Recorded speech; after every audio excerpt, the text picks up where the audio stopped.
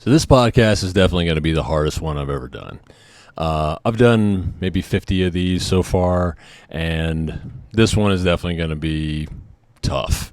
So, but I feel like it needs to be done, so that's why I'm taking the time to do it. So if you're in the mood for the more of the funny stuff, I got plenty more videos of that, but this one's going to be on a more serious tone. So here we go. Last night, I finally snapped.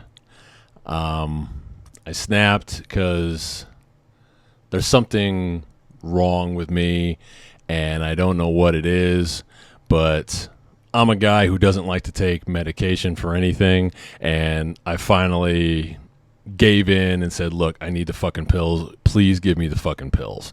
So let me back up for a second. Let me give you guys a little bit of background on this.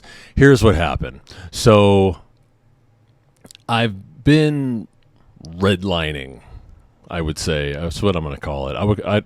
I've been redlining for a while now. And when I say redlining, I mean I've been just flirting with disaster, dumping more STP in the engine, trying to buy more time. I've been feeling like, I hate saying the word depressed, but I've been like really prone to just breaking down and crying. I've been really touchy and emotional. I've been just feeling like my emotions are all over the place. I feel like I lose it at the drop of a hat. I've just been losing it, man. And I don't know why. This isn't me. I don't feel like myself.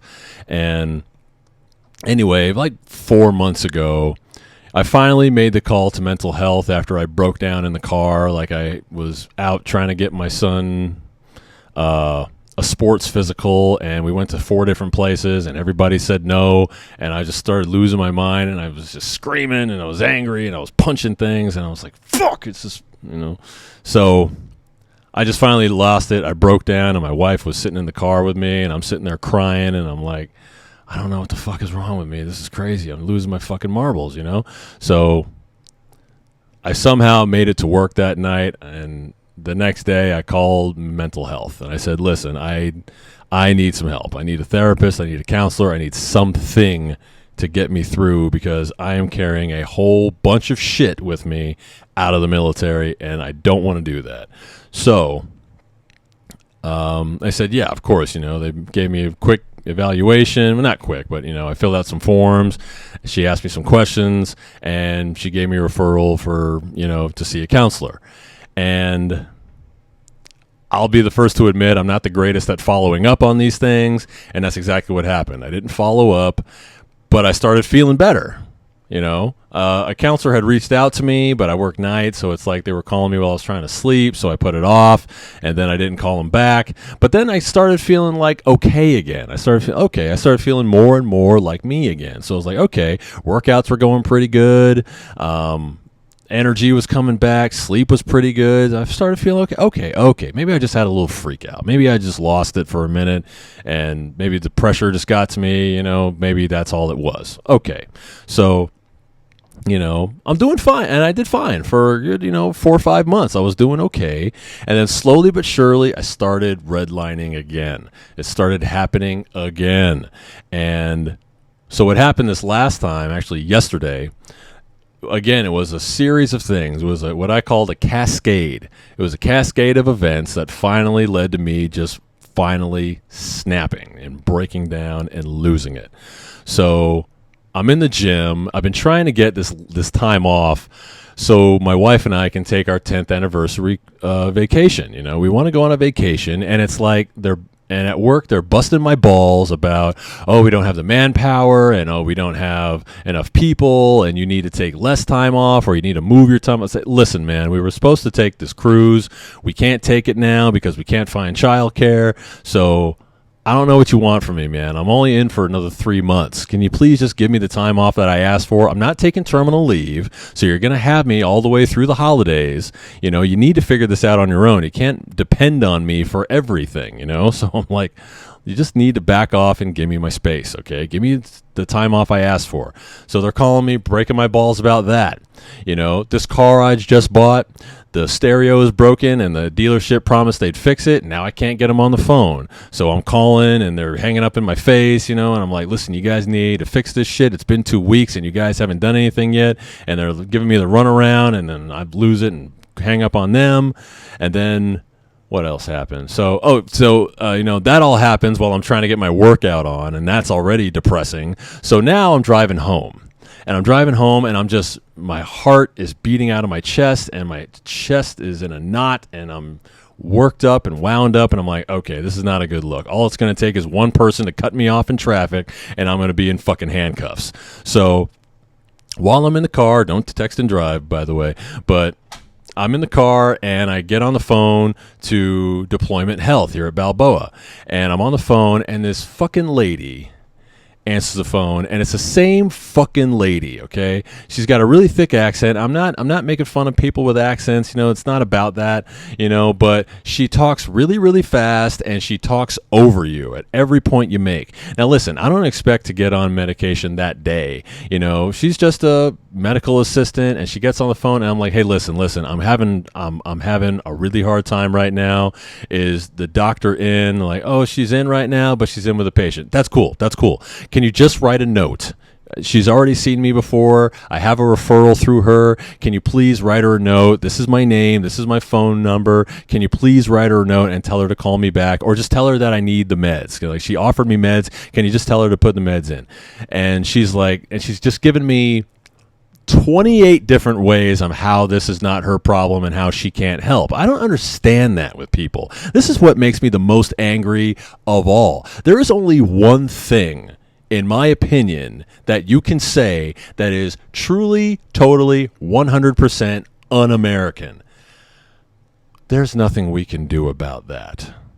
This entire country was founded on the ambition that we were all going to solve our own problems and help each other and be free. And you're telling me there's nothing you could do about it? Just because I understand. I'm trying to tell this lady, listen, I understand she's in a meeting with somebody. I'm sure she's in a meeting with a lot of somebodies, because this place is fucking toxic and people are losing their fucking mind. You look at the ER over the weekend, there's 50 people that go through the ER in a weekend with mental health problems. 50. And I think that's a conservative estimate. But I'm just begging this lady, like, listen. It's hard enough to get her to shut up for a second. Please listen to me.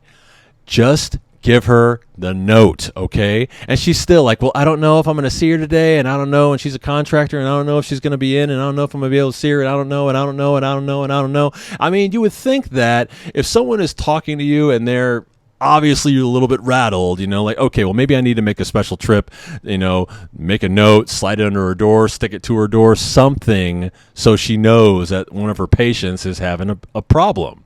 So, I hang up with her, and I'm in the bedroom. My wife is in the other room trying to work. My kids are home. They're watching cartoons. They want to play with daddy, and daddy's just losing it. So I'm in the bedroom. I'm away from everybody, and I'm just praying to God. I'm not a praying person anymore, but I'm praying. I'm like, God, please, whatever this is, take it away, because I'm losing my mind. I'm on the verge of tears. I don't know what to do, and no one will help. I'm begging for help. Isn't that what you're supposed to do? I asked for help, and nobody's helping, and everybody's telling me how it's not their problem, and they can't help, and they can't do anything because it's not in their interest. And I'm like, please help me. And I'm just getting ready to cry, and I'm losing my mind, and I'm just trying to take these deep breaths, and I'm like, God, please take whatever this is away. I don't know what is wrong with me, but it's not me. It doesn't feel normal. Please help. And then all I can think about when I get angry, I'm a very vindictive person when I get angry. I want to get even. Somehow, some way. That's why I always say, if I end up in anything, I'm not going to end up killing myself. I'm going to end up in handcuffs, because I want payback. In some form. So this is what I did, and I do not recommend doing this. This is the worst thing I could have done. I could have called a buddy. I could have called an LPO, a chief. Even if I don't particularly like my chain of command right now, I could have called them in a professional capacity. That is what they're here for. But it's really hard to call somebody and be vulnerable if you don't trust them. And that was the problem I was having. I was like, who the fuck am I going to call? I don't trust any of these assholes. Like, why would I, put that, Well, why would I be vulnerable in front of them? So what I did was I called Deployment Health back and I said, quote, I'm going to kill myself tonight and it's going to be your fault. Now, you guys out there watching me, that is the absolute wrong. If it's not true, if it's not the truth, that's the absolute wrong thing to say. Do not say that if you don't mean it. You know, what I was trying to say, because the words got jumbled in my head and it came out wrong. What I was trying to say is this is why people kill themselves, because of assholes like you. That's what I was trying to say, but it came out, I'm going to kill myself tonight, and you're the reason why, because you're being a bitch. And, you know, she couldn't wait to get me off the phone, and she ended up, you know, I didn't hear any of her say anything after that. She started to say, okay, well, if you're going to, then I need to call somebody, and, but anyway, once I said that, I hung up the phone, and then, man, if I wanted help, I was certainly going to get it from somewhere. So after I said that, I get all these phone calls. I get a call from an IDC at the clinic, and it's so sad, you know. When I say that, I get a call from an IDC, from a nurse, from my chief, from my LPO. I get the police came to the door. I mean, everybody comes when they think you've hit rock bottom. I don't know if I hit rock bottom, but I was definitely in a bad way, a really, really bad way. And again, it was wrong for me to say that. That wasn't the best way to handle it. I don't know if I was having a mental break or not, but I was in a dark enough place, in a sad enough place that those words came out. Maybe it was a Freudian slip. I don't even know. But anyway, I start talking to this nurse, and I'm just telling her what happened. I was like, listen, I just wanted a little help, and no one would help. I wanted some help. I wanted some pills. I understand if we can't do it today. I know you got to go through a bunch of stuff to get a prescription for SSRIs. It's not something you want to mess with and just take, randomly. I understand we have to have a meeting and talk about that, but still, she could have listened. She could have just said, yes, I will get your note to her. I mean, all she had to say was, yes, I will get your note to the doctor, and, yes, I'll do that. That's all she had to say. And it would have gotten me off the phone, and I would have been fine, and we wouldn't have had to go through all this. What ended up happening is I ended up talking to this nurse, very nice lady, by the way. I didn't get her last name, but her name was Holly. And Holly, if you're watching this right now, she did a really, really good job. And I appreciated her. And I ended up talking to another officer, and this officer told me, like, listen, you really need to go to the ER. And I'm telling him, I'm like, look, man, that hospital is the source of all my stress and anger and frustration and anxiety. Dealing with the people at this hospital, I get chest pain, I get heart palpitations. I don't want to deal with them, man. I'm at home right now. I've got the night off. I don't want to go down there. Please don't make me go down there. And like, listen, man, you can't go around saying stuff like that and then expect to just, oh, well, if you say you're okay, you're okay. I understand they got their marching orders, but I really didn't want to go to the ER that night. I told him I didn't want to. Meanwhile, I'm on the phone with him. The cops are knocking at my door like, hey, man, we're doing a well check. Are you okay? And my wife, God bless her, man, my wife is freaking out because she's like, Jesus Christ, Big, what the hell did you say? I'm like, oh, baby, this is what I said. Like, oh, my God, why would you say that? Like, I didn't mean to say, she's sitting there trying to work, God bless her, and my kids are running around trying to play, and man, she wasn't mad. She was just scared in that way where you're scared and you yell at people, She was scared and had every right to be.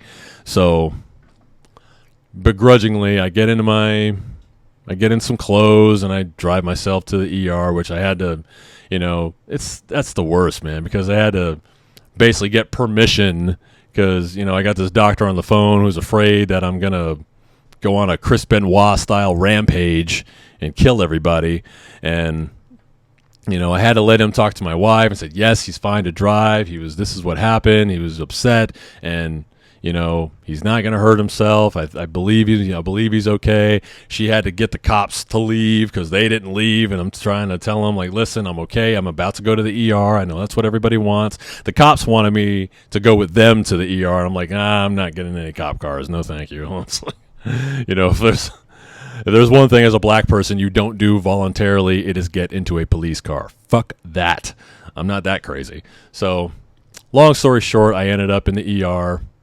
They got me out of there in about 3 hours. Had a really long talk with a very nice lady, and we just kind of went over everything. And I spilled my guts, and I told her everything that was going on, and I knew that wasn't the best way to handle it. And, everybody, to their credit, everybody was very, very nice. But, of course, you're going to be nice to the guy who's, having a mental breakdown and is freaking out. Plus, it's just humiliating because everybody knows me in that hospital. Everybody knows me. I've been there for 4.5, almost 5 years. Everybody knows me.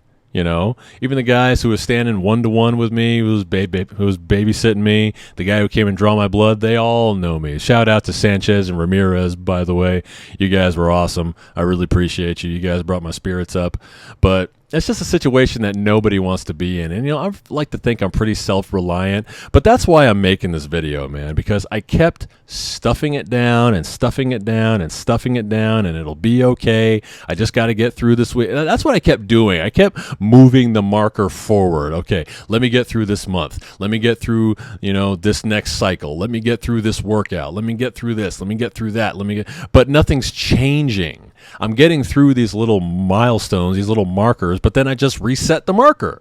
Nothing happens, And, with this vacation we're about to take, my wife and I were supposed to take our 10th anniversary trip back in August, but it got pushed back to October. So we're about to take it in a couple of days here. And it's like, finally something, where we can relax and take it easy. But even that's been stressful because we can't get childcare. We have 3 kids at home.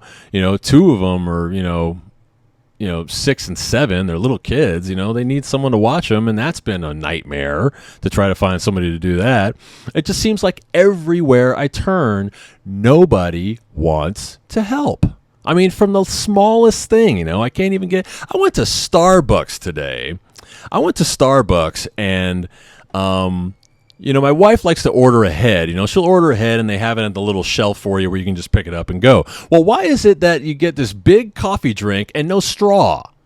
We get this big coffee drink with some cookies and some brownies for the kids, and there's no fucking straw. And there's nobody standing there to help me get a straw. So I reach behind and get a straw. And the little person behind there on the phone, snatches the cup of straws out of my hand like I'm a fucking kid.